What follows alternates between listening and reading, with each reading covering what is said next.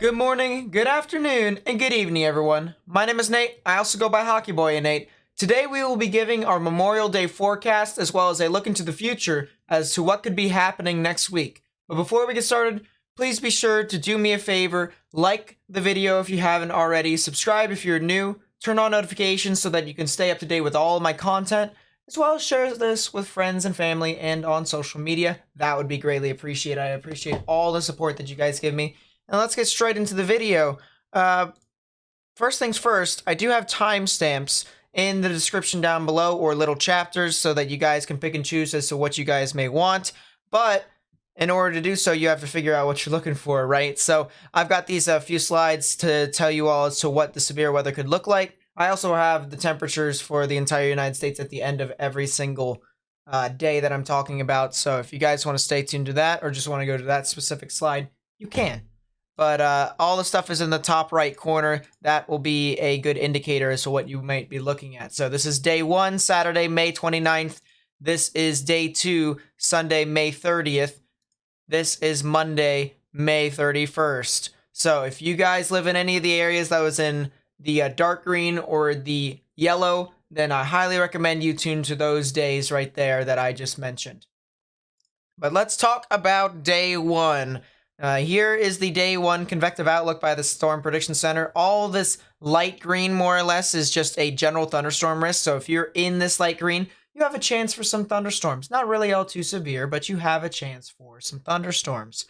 Then we have our 1 out of 5 on the severe weather scale, which is this green area, this dark green, I should say, because there's 2 greens. That is your marginal risk.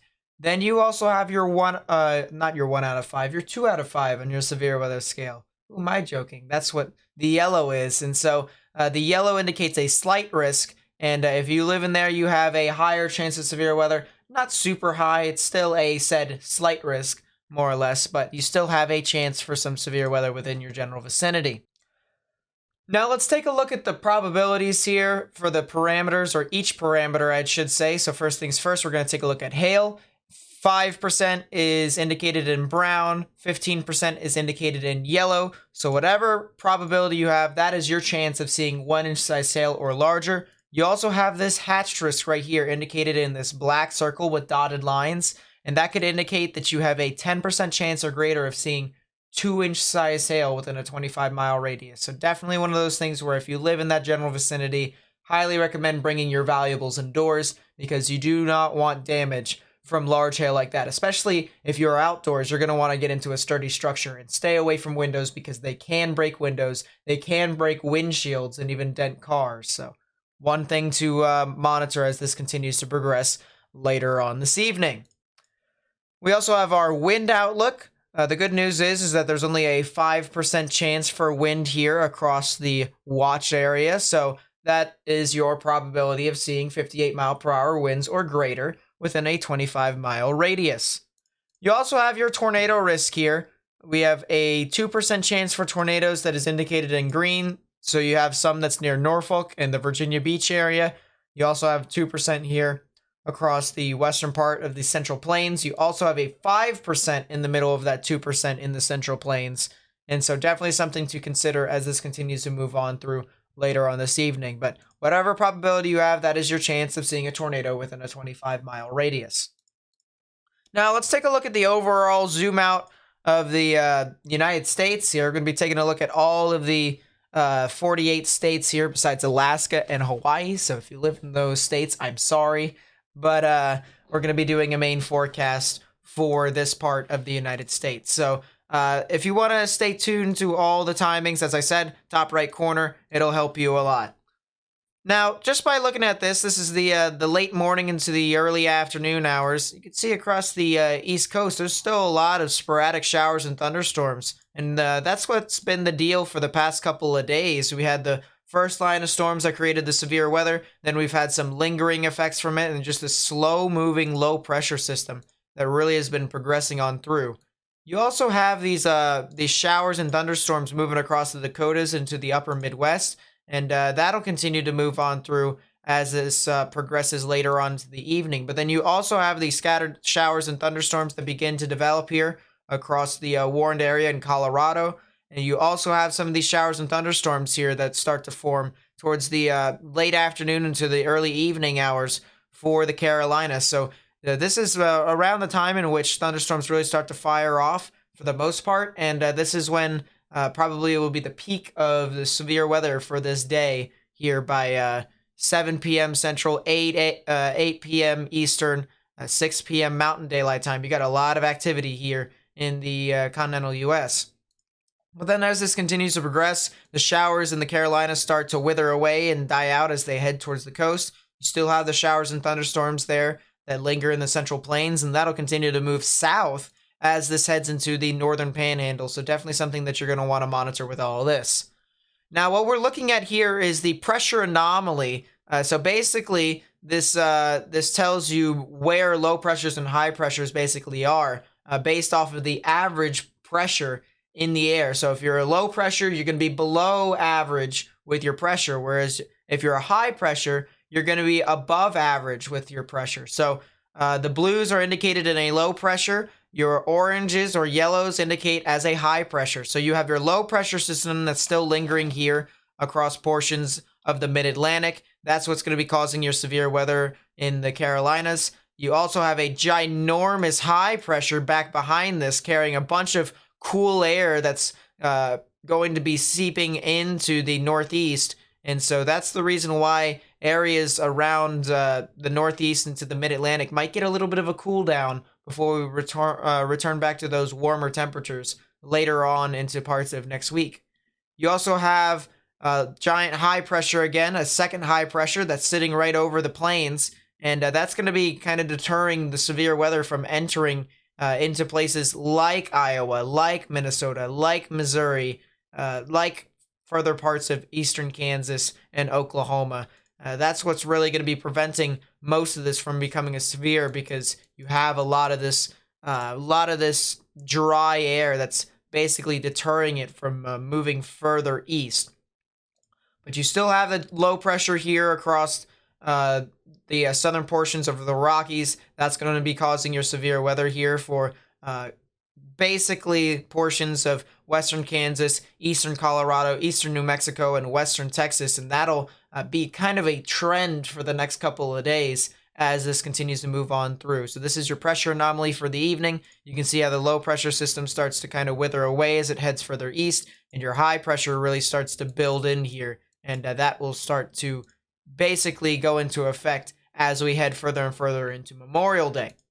So if we take a look at the high temperatures here for Saturday, very cool for the most part here across portions of the Northeast. You also have some relatively cooler temperatures across the Ozarks into the Mississippi River Valley, even into portions of the Dakotas. That's pretty cool. But areas here across the Northwest into the Sierras, as well as parts of the Rockies, even down further south across these areas of the Carolinas into the deep south and the southeast, you really have a lot of warm temperatures here from the 70s all the way up into the 80s, even 90s that are starting to build up here towards portions of the desert, even into the Sierras. And so it's going to stay pretty warm for the most part. It's going to stay relatively hot. Anywhere indicated in the reds and above is going to be relatively hot for the most part, especially in these kind of tan and whitish areas. That's when it could really get into the 90s and even into triple digits. So definitely something to look out for there. But places like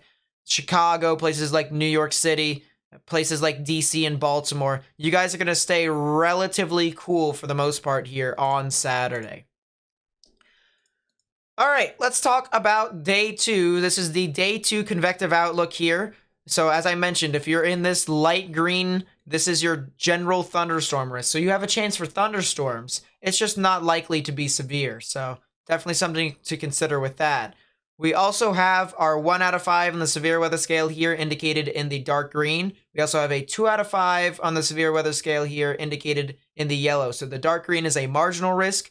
The yellow is a slight risk. And so definitely something to kind of consider as this moves on through is that this area right here is getting more and more severe weather activity, and that could translate into some flash flooding in some of these areas because they're really getting saturated. I mean, if you guys were a part of my live stream I had the other day where Matt was chasing and all, and we were looking at all the flooding that was taking place there in central Oklahoma into Oklahoma City. It was really crazy to say the least. So add on to some more and more rain here within this general vicinity.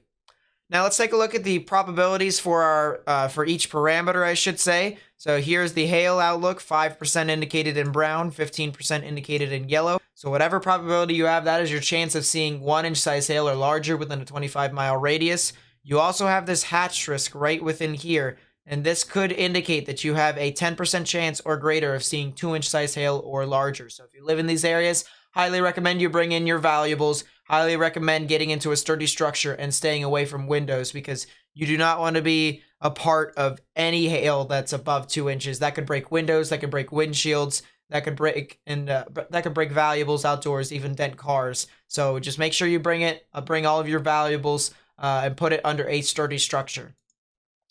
You also have your wind outlook here: 5% indicated in brown, 15% indicated in yellow. So whatever probability you have, that is your chance of seeing 58-mile-per-hour wind gusts within a 25-mile radius. We also have our tornado risk, and it is a small conditional tornado risk, and it is indicated as a 2% chance for tornadoes as of right now. And so you guys really need to watch out for this, because this is a 2% chance of seeing a tornado within 25 miles. And a tornado, as you know, can do damage, and so really something to watch out for. But the good news is that this is a really low threat, more or less, for tornadoes, and it isn't really impacting a whole lot of people. So that is the good news there.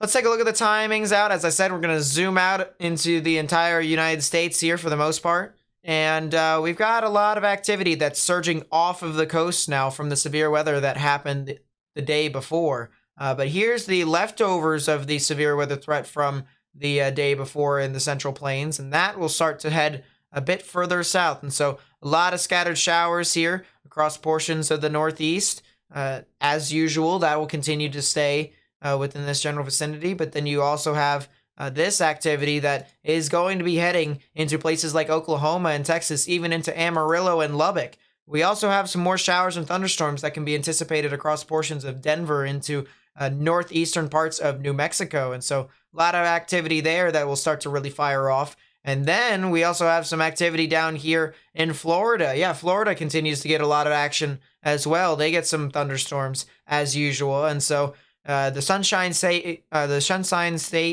more or less becomes the rain state, as if you will. And that will continue to unfold as that moves on through into the later portions of the evening. And then by 6 o'clock Mountain Daylight Time, 7 o'clock Central Daylight Time, you can see, look at this activity across the board here in the United States. You got a lot of rain here in the Northeast, which could cause some flash flooding as well. You got some rain showers here across portions of the northern Mississippi River Valley into Ontario. And then you also have a lot of your severe weather threat here that's going to be extended across the same exact area that was impacted before. So really something to kind of monitor as this moves on through.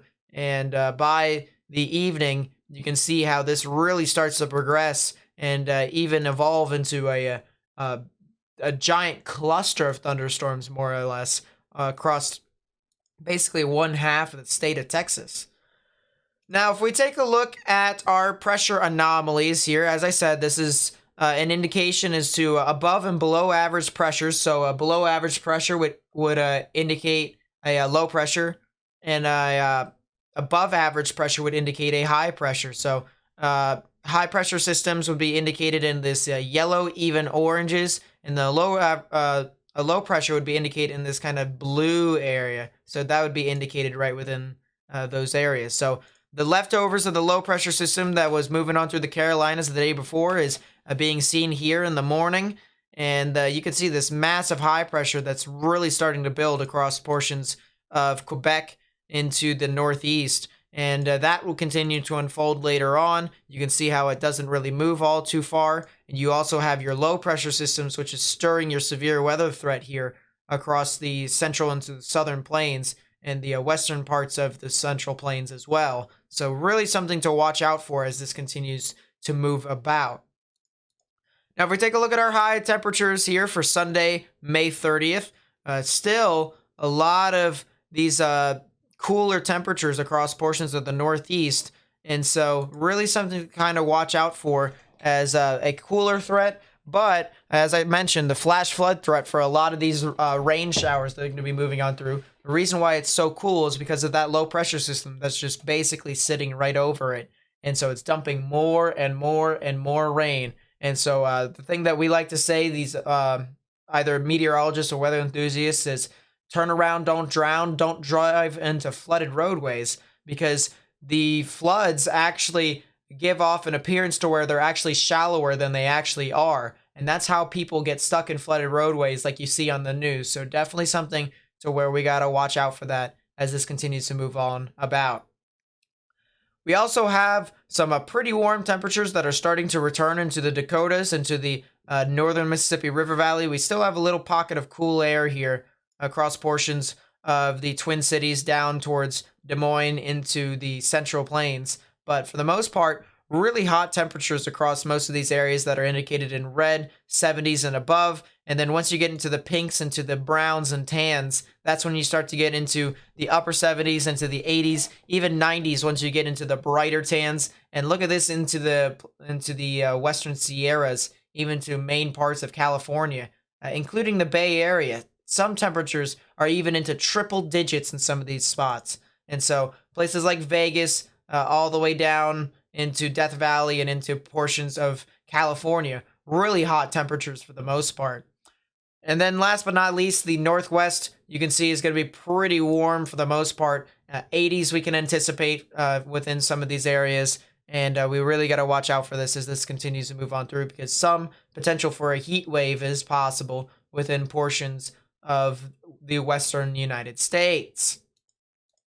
All right, now we're going to talk about the day 3 outlook for more or less Memorial Day. This is going to be basically across portions of the upper Mississippi River Valley. They could get some severe weather, as well as the same areas that's going to be impacted over and over and over again. The western portions of Texas into eastern portions of New Mexico. And so 1 out of 5 in the severe weather scale here. In green, 2 out of 5 is indicated in yellow. This bright green is just a general thunderstorm risk, so you could get some thunderstorms, but it's not all likely to be severe. So that is the good news for you all. Now, the thing about it is that because we are so far away from the current date and time, which by the time I'm recording this is Saturday morning, most of these short-range models don't go out this far, so we have to use a mid-range model that doesn't have as great resolution, more or less. And so we're going to be using the NAM model, the North American model. If you want to take a look at the top right to see the times and all of that, be my guest. That's going to be a useful tool for the most part. Jeez, I am losing my mind already, and it's about to get to the end of the video. Great. But we got some rain that's forecasted to start out into the morning, and that'll continue to translate all the way throughout the afternoon into portions of Oklahoma and Kansas. We also have some more thunderstorms that will begin to fire off across New Mexico and even Colorado. We also have some lingering showers and thunderstorms that just went through the Northeast. You also have some lingering showers and thunderstorms here across portions of Florida. So nothing really too much to report here on Memorial Day in regards to the severe weather threat, besides some more rain here in Amarillo and Lubbock, and a lot of activity is forecasted there. Now here's the pressure anomaly again. So we got a lot of these high pressure systems here building in this yellow and orange, low pressure systems building in this kind of dark blue or even lighter blues. Not really lighter blues because it's just kind of lower, a lower pressure, but it's not exactly an organized low pressure, if you get what I mean. So big high pressure here that's sitting over the Northeast and the Mid-Atlantic. That's going to be creating some warmer temperatures here, some really hot temperatures actually, and that'll continue to sit there practically for the entire the entire 3 days that we are covering, Saturday, Sunday, and Monday. And this is not really changed all too much, and even it's starting to expand a bit further westward. So some of the action here from the low pressure might be starting to kind of wither away a little bit or either deplete. And it's just really expanding a lot with all this warm air that is basically sitting in the eastern portions of the United States. Now, if we take a look at our temperatures here, for the most part, the warm air, the hot air is starting to return back into portions of the Northeast, and it's even extending into the Mid-Atlantic as well as the Ohio and Mississippi River Valley. Now, we still have a little cool pocket of air here because of these thunderstorms that'll be lingering here across portions of Kansas, Missouri, even into the Colorados and the Rockies. But I'll tell you what area that does not want all of this hot air, hot temperatures. Look at California. Look at the desert. Oh my goodness. We see triple digits, even temperatures as high as 107 degrees. I even see some colors in there, some of this kind of gray that might indicate that it even gets up to 110 degrees. That is extremely hot. And if you have dry temperatures over there, some dry dew points, you might have a significant fire risk over there across portions of Northern California into Central California. This is really, really hot. It's a big heat wave that'll be transpiring over the western portion of the United States. And look at this in general across portions of the Northwest, into the Southwest, even into the western portions of the Rockies. Most of the temperatures are in the 80s, even some that reach up to 90s as well. Seattle, maybe not up to 85 more or less, but big time temperatures that are skyrocketing here across portions of the Southwest. And it's really a big hazard for fire if you live within that general area. Alrighty, now the one thing that I do want to talk about is over the span of 3 days, we saw a lot of rain over these same exact areas. So we saw some rain across the Northeast that's really going to kind of accumulate. We also saw rain across portions of the central into the southern plains, and that's really going to accumulate. So what we're looking at now is the total amount of precipitation that was built up by the NAM model. And it's going to tell us basically how much rain has fallen over the few 3 days that we were talking about. So from Saturday to Monday, this is the total accumulated rainfall.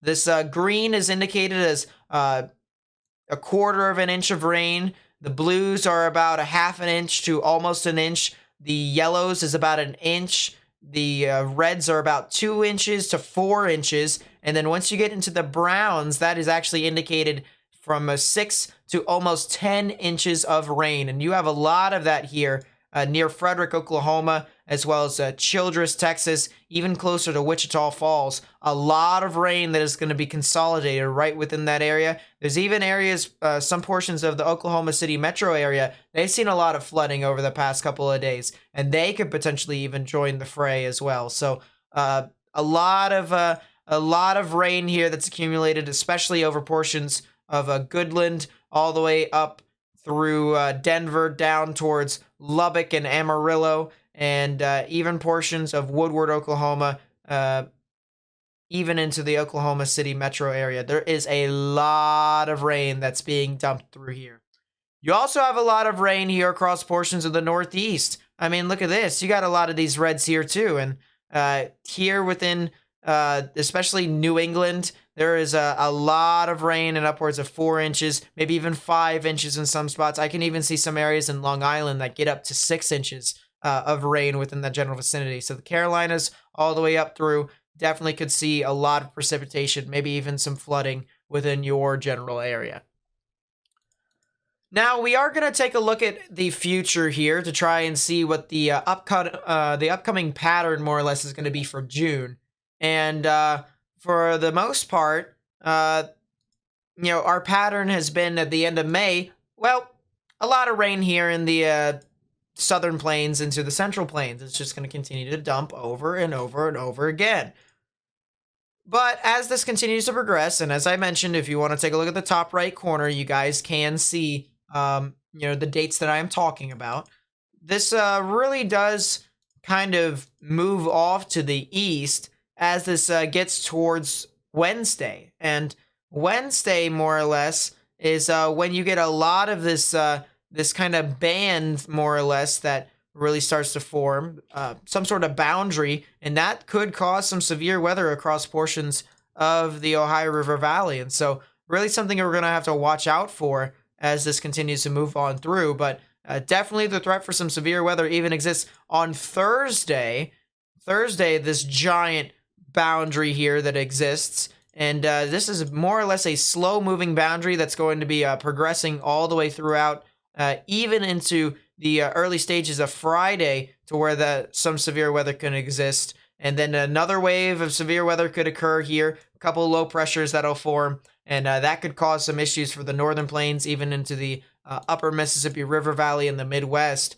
And even Ontario could be seeing some severe weather, but you'll be seeing that more or less probably on Saturday evening into Sunday, whereas these low pressures really start to consolidate. But the thing that's really interesting to me is that how there's it goes from 90-degree temperatures up in the northwest to the potential of some snow to exist here across portions of the northwest again by the end of that week. And so really kind of interesting that we're going to have to pay attention to. I wouldn't say it's going to be like a full-blown snowstorm if there was any snow. We are still relatively far out, and so that's the only difficult thing about forecasting, is that once you get further and further away from the time in which you are looking at, you have to start taking it with a grain of salt. And so this is just more or less a general overview to get an idea as to what could be possible. But by seeing this, widespread snow here across Canada, even into the northwest, I mean, this is a lot of activity that is kind of unfolding more and more as you get into the latter stages of next week. All right, last but not least, I do want to thank a lot of our members here, channel members. These are fine men and women who have been supporting the channel for as long as I've opened the membership program. And so I just want to say thank you so much to all these people on your screen here. If you want to become a channel member, link is in the description down below. They get exclusive emotes. They get exclusive badges for however long they've been a channel member for. They get shouted out at the end of videos such as this one. They also get their name recognized in my live stream on a scroll text down below. And if you've never been on my live streams, then I guess you'll have to see for yourself. But thank you guys so much for watching. I really do appreciate all the time that you've been on my channel. And if you made it to the end of the video, hey, I hope you have a good Memorial Day weekend. I know I'm probably going to. I just got my keyboard in from the end of, I bought it at the end of March, or not the end of March, the end of April. Finally got it in after a month and a week, but hey, I kind of enjoy it. I put in my own keycaps that has both the English and Japanese language, because I'm going to be learning Japanese, and that's going to be pretty cool. So maybe I'll actually get done with my room tour video, and I'll have that up for you all potentially by the beginning of June. So if you guys enjoyed the content, please be sure to leave a like, subscribe if you're new, turn on notifications, share this with friends and family and on social media. Also follow me on social media like Twitter. I upload a lot of stuff on Twitter just to keep everyone updated. I also have a Discord server. If you haven't joined it already, please be sure to do so. We have over 1,200 members in that server, and that is a lot of people who enjoy weather, who love talking about it. Even they just socialize, even if it's not about weather. We just kind of socialize in there, talk about some stuff. And yeah, if you think that's the place for you, feel free to join my Discord server. Link is in the description down below. That's going to be it for me. My name is Nate. I also go by Hockey Boy Nate. I'll catch you guys in the next video. Peace.